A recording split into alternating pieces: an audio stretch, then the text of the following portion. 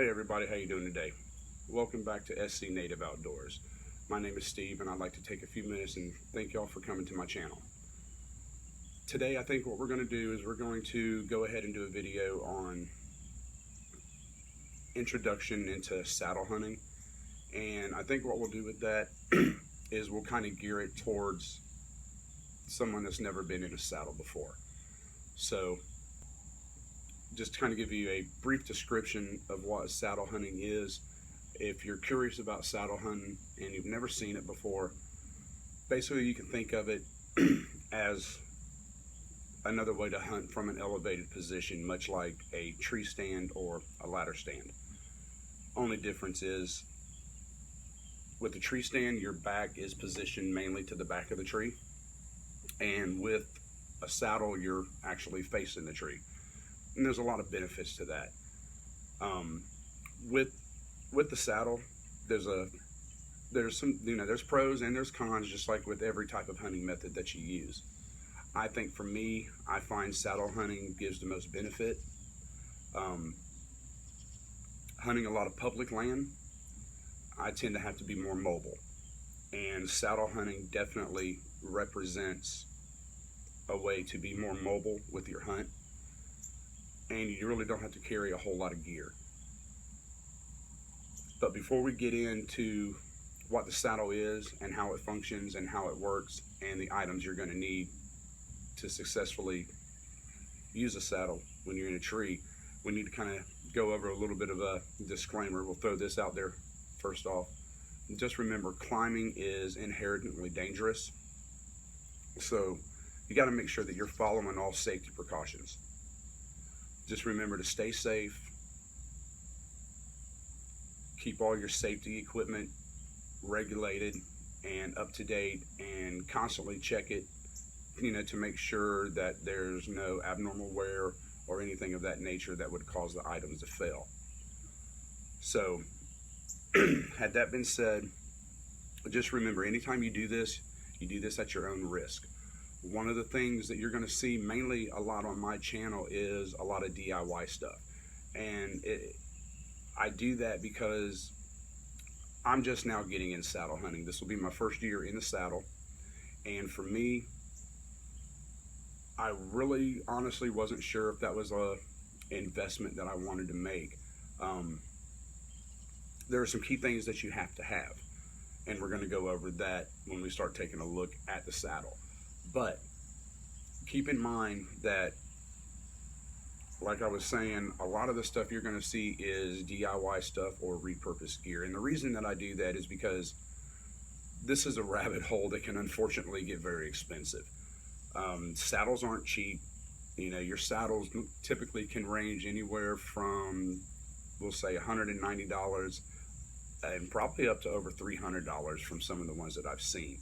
Now, I'm not going to go into all the various types of saddles.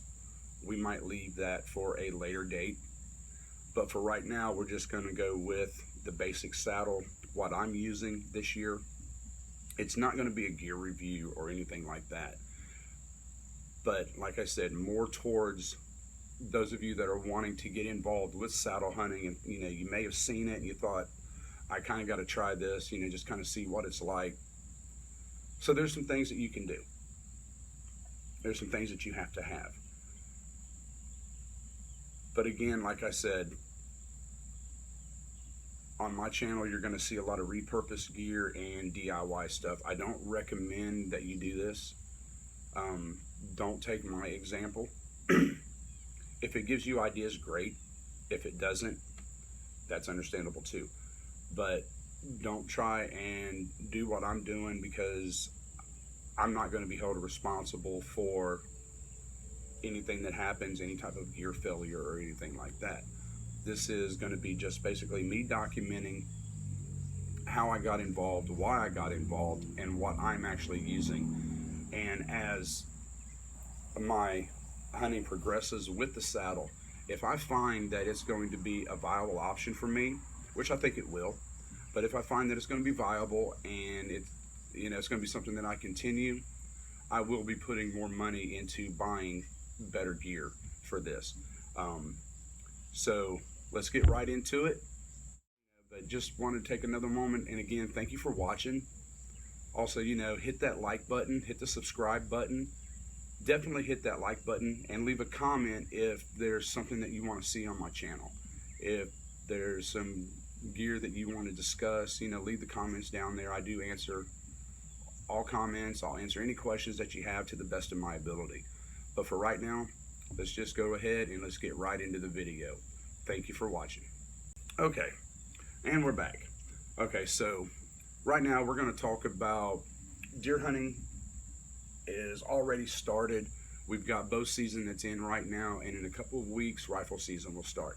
And that's my primary means of hunting, is I do hunt with a firearm. Now, we're not going to talk about the firearm itself. We're going to talk about the method in which I hunt with that firearm. So what I do is I changed up from using a hang-on tree stand. And the reason being is the hang-on tree stand is actually real cumbersome, especially when I'm hunting public land. And right now, that's all I have available for me to hunt is public land. So there's a lot of walking involved, a lot of hiking. Because of that, I have to find a way to stay more mobile. Hopefully this year when I go in, I will go in light, and my plan is to come out heavier than when I went in. And I'm sure a lot of you understand what that means. Basically, I hope to put meat on the table this year. I haven't been very successful in past seasons, and it's mainly due to my misunderstanding and interpreting where the animal should be. This year I've got a pretty good area scoped out. I found a lot of sign there this year. So we're going to hope and see how that progresses, and I may even document some of those hunts. But like I was saying, for me it was a way to be more mobile. If I go in the morning, for example, and I find that that area's where I'm set up is just not cutting it for me, I'm not seeing any movement, then I need to be able to, get down, reposition myself somewhere else. And that's the whole reason of saddle hunting, because it's such minimum gear that you have to have.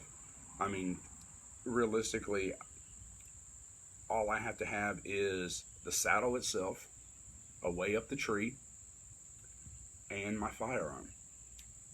Equipment wise, that's really all I need.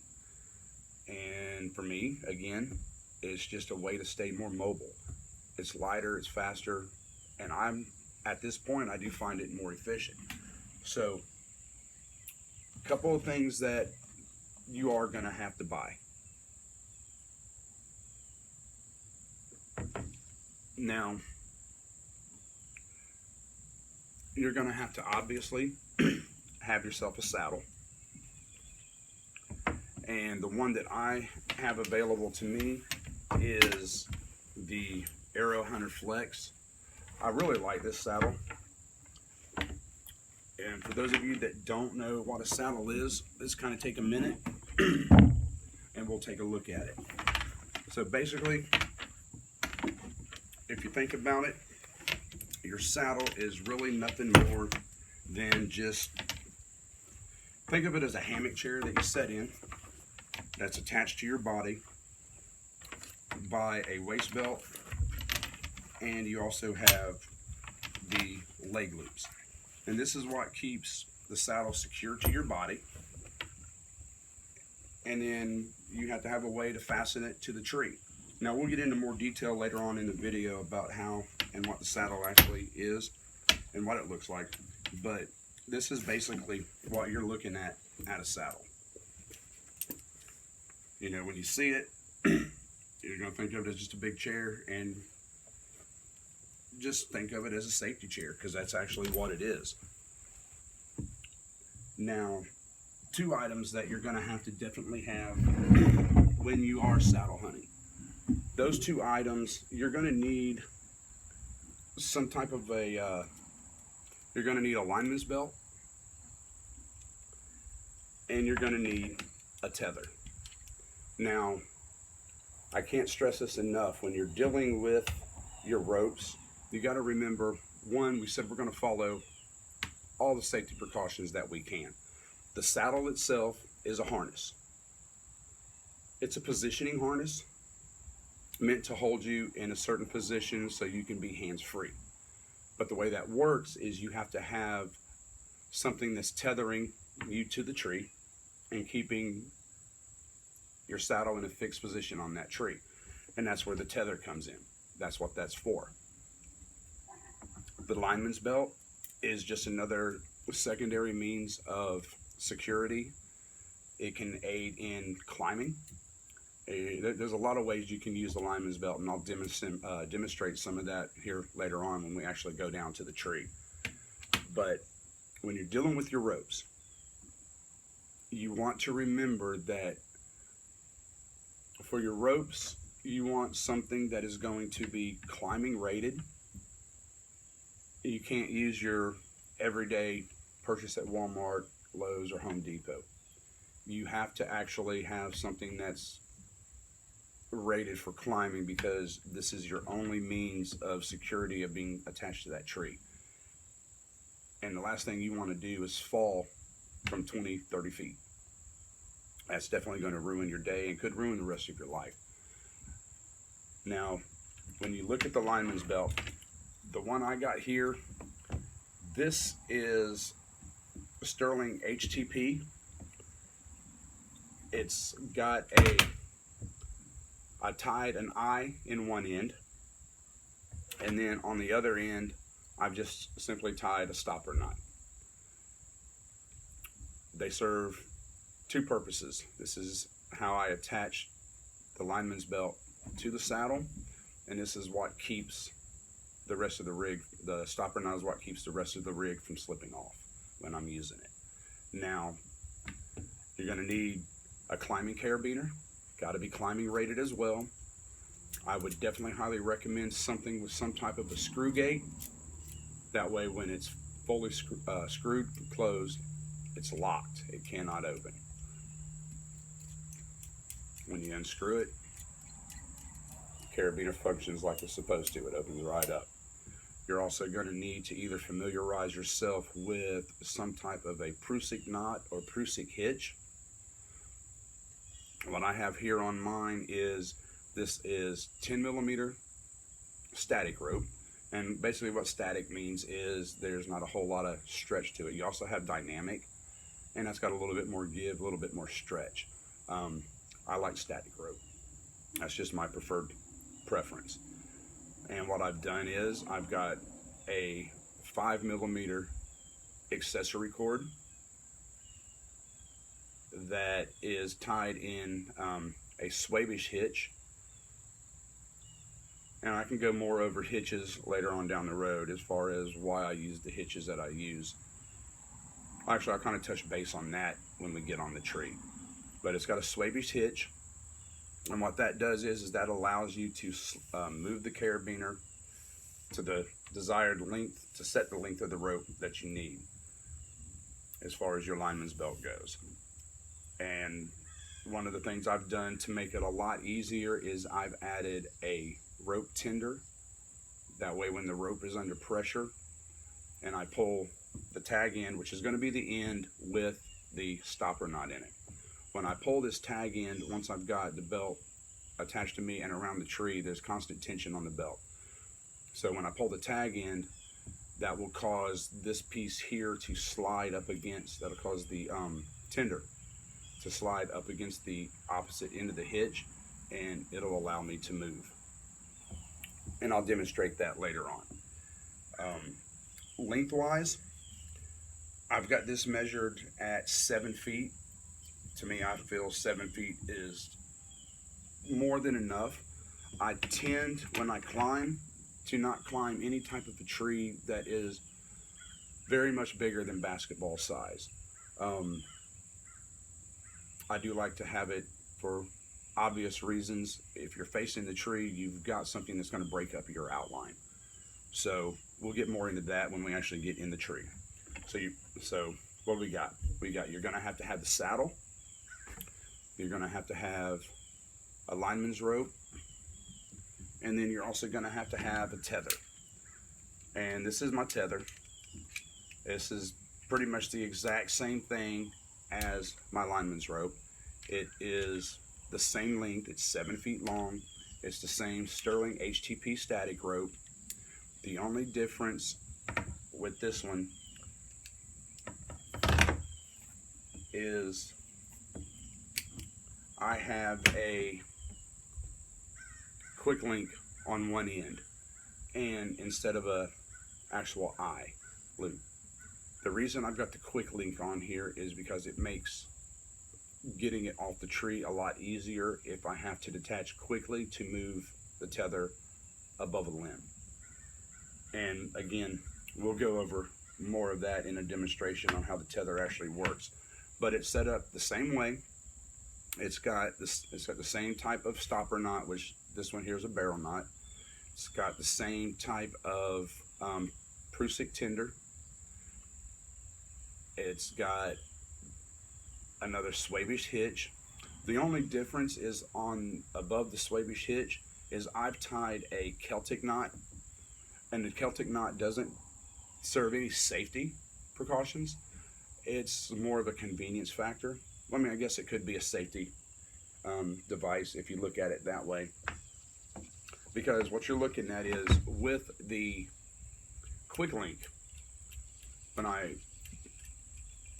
put the quick link around the tree and I put the rope back through it to create the girth hitch, which we'll go over what a girth hitch is later on.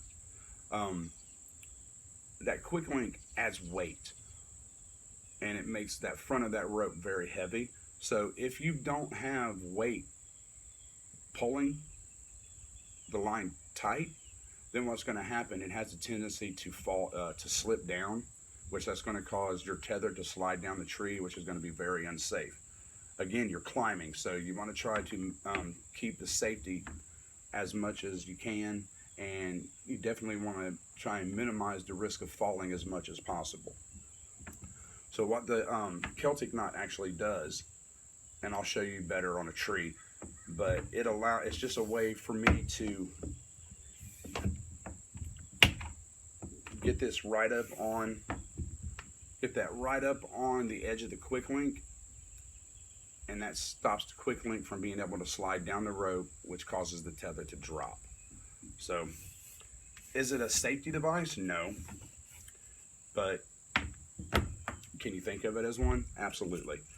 Reason being is if your tether is not tightly secured to the tree and you fall, you're falling the length of your tether plus basically half of your body height because you're attached around your waist. And honestly, a fall from 3 feet versus a fall from 20 feet, they're both still going to have impact, and the impact can be severe. You can do damage to yourself. Now, for those of you that are wondering about, is saddle hunting safe? Honestly, I don't find any reason why it's not. And the reason I say that is when you're climbing, you're gonna try and maintain 3 points of contact at all times anyway, whether that be 2 feet and a hand, 2 hands and 1 foot. You've got 3 points of contact on your stick or sticks, however you decide to climb.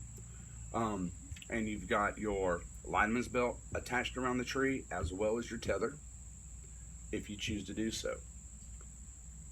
So, you've got multiple points of contact that's going to keep you secure to that tree at all times. The saddle itself, is it safe? It has to meet or exceed all the same ratings as a safety harness. So they have to meet a certain specific rating to be considered safe to be mass produced and sold to the general public. So yeah, saddle hunting really is safe. And there's various other things that you can do as far as maintaining safety, and we'll get more into that as we get into my particular climbing method. So let's go ahead and let's talk about that for a minute. As a saddle hunter, you have to have a way up the tree. How do you get up the tree? Well, there's various ways you can do it. You can use a series of sticks that you carry in. The climbing sticks, there's lots of different ones out there. I'm not going to go over all of them, but some of the most common that I see are like your Lone Wolf is one, and like your Hawk Helium. Um, and you know, those are usually carry 3 to 4 sticks that strap to your backpack. And then you also can use use what they call a stick aider, which basically just gives you 2 to 3 more steps depending on the type of aider that you do. Sometimes you can only have a 1 loop aider, and it just gives you a way to get more height out of your stick. As you know, most of your sticks are anywhere between 18 inches, 20 inches to 36 inches. And you know, you space those evenly, so basically what that does is that creates a ladder for you to go up the tree. A lot of you are going to be familiar with this because if you hunt out of a hang-on stand, you have to use pretty much the same method to get up a tree. So you have your hang-on sticks. What else? We've got strap-on steps, which are single steps that strap to the tree individually. And again, it's just another way to ascend the tree. You have 2-tether climbing, which is where you use 2 tethers and walk yourself up the tree by adjusting the length of the tether. I may do a video on that later down the road. I'm not sure yet. I haven't done much 2-tether climbing, but I'm sure there's an application for it. All these ways are meant for different applications basically, or just another arsenal to have in, you know, your hunter's bag, something you can fall back on, you know, because sometimes when you're out in the field, things change and you can't always stick to plan. So if you've got various different methods to hunt, why not have them available at all times? There's times when I may not even use my saddle. I may decide to ground hunt. I may decide to spot and stalk. It just depends on where I'm at and what I'm doing. If I'm hunting at a hunt club, I probably won't use the saddle at all because they've got pre-set up stands, and there's rules that kind of go along with that as far as which stand you can use. Like, for example, if I was at a hunt club that a friend of mine belongs to and I go hunt with him there sometime, what can happen is if I decided I wanted to saddle hunt or use my own tree stand for that matter, I have to sign out of 2 stands, and that's going to make a lot of paying members, it could make potential people angry. So I don't want to do that. I'm not a member of that club, so I wouldn't use my saddle. I would use one of their predetermined sets that they have. Now, getting back to the climbing, I kind of got off topic a little bit. So you've got your multiple sticks, you've got your single steps, you've got your 2-tether climbing, and then you've also got the 1-stick method, which is my preferred method for climbing.